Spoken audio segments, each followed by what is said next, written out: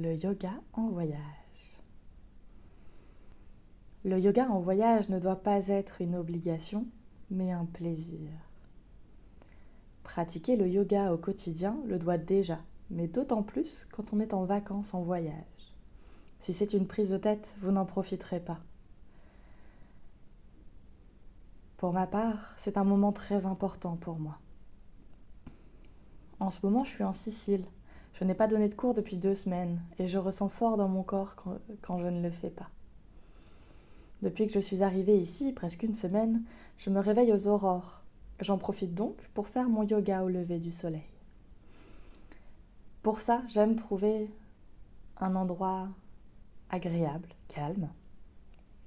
Donc, après avoir cherché un petit peu, j'ai trouvé le toit de l'hôtel, qui est plutôt sympa avec une vue d'un côté l'Etna et de l'autre la plage.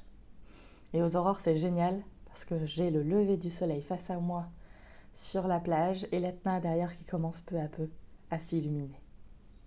Sinon, je marche un petit peu plus et je vais jusqu'à la plage directement pour faire face au soleil qui se lève. Ça me permet de créer des souvenirs inoubliables tout en mettant en mouvement mon corps. Quand je suis en voyage, j'aime laisser mon corps parler. Je ne prévois rien, je me laisse faire.